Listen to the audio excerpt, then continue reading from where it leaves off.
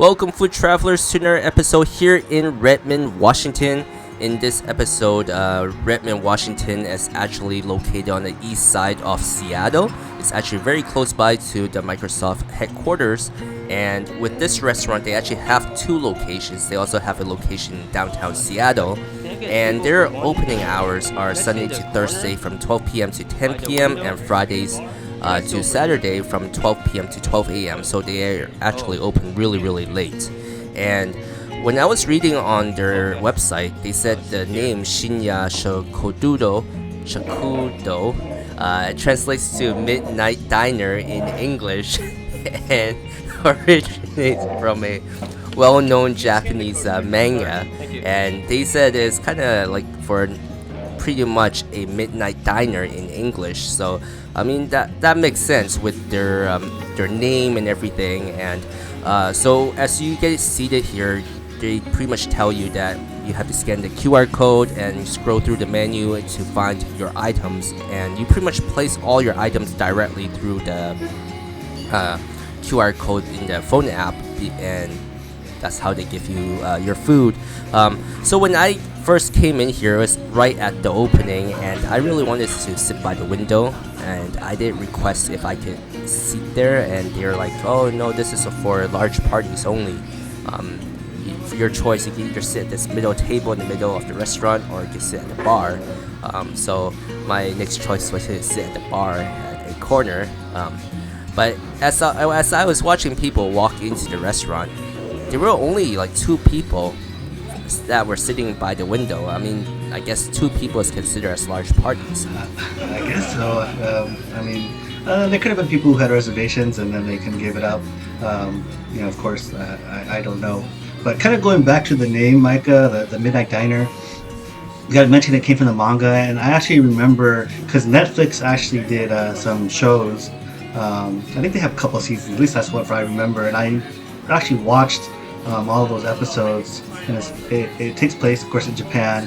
It's in Japanese, and it was filmed, and the show's on Netflix, and I watched each of those, and it was pretty cool because each episode would show kind of something associated with the food and then with the character in that show, and so it was never quite the same, and it always just kind of involved something involving the food that the chef was making in that show at that time. And so I thought it was interesting that they actually brought that name here.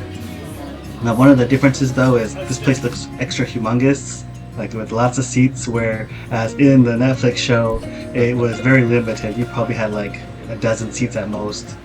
Which has that intimate feeling. It's kind of that thing you get when you're in Asia, where definitely a lot of the restaurants are much smaller. Yeah, I guess in US everything's just extra size.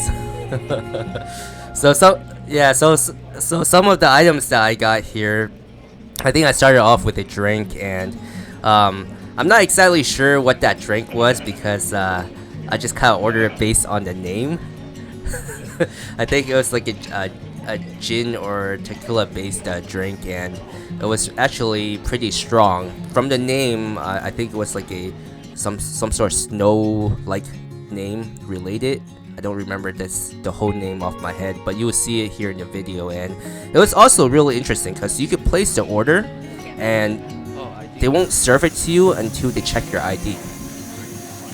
Yeah, when I saw the clip of that, I thought that was odd. It's like they made the whole thing, but what happens if, like, let's say the person either they forgot the ID or they're underage, and then they've already made the drink, so don't they just kind of end up throwing it away or doing something? Like, don't they lose out? Isn't it like a little bit more wiser to be like, okay, let me check ID first, okay, you're good, and then I'll make your drink?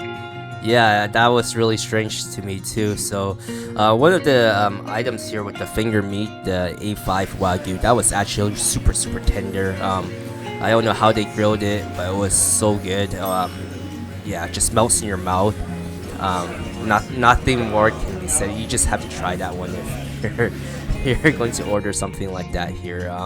The other dish here that I got is this, I guess it's a, they do write in their menu too that it is a beef and egg yolk is undercooked, so it is like more like on the rare raw side, kind of like a beef carpaccio in a way. And that egg is nicely perfectly placed right in the center. I mean, in the video, it's kind of unfortunate where the camera was kind of unfocused there, but yeah, the combination of the beef and the egg, it's just so creamy. Just over the rice, it's just a perfect combination, and I feel like it's a lot, but it's not at the same time. It's like perfect for a single person if you're there for lunch. For my situation, it was I think I ran like 10 miles that morning, so I was super hungry. So I ordered extra dishes, and I wanted extra carbs.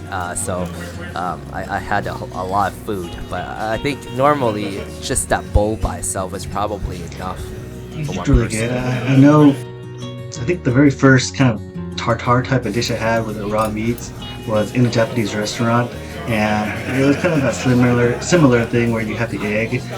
In the case I had, it was the rare sliced or actually ground type of beef, and then it had the egg, and then they also mixed it with those those Asian pear apples. And so it added a little sweetness with the creaminess and then the savory. I thought it was really delicious, and that was kind of the first time where I really kind of fell in love with the tartare type dishes, and I started eating them much more often after I had that dish. Yeah, so this other item that I had here is the soba noodles, like the chilled buckwheat noodles with the dip in dashi sauce. It's pretty simple. Like if you had this before, you kind of already know. It's just a simple noodle dish. There's nothing really to it.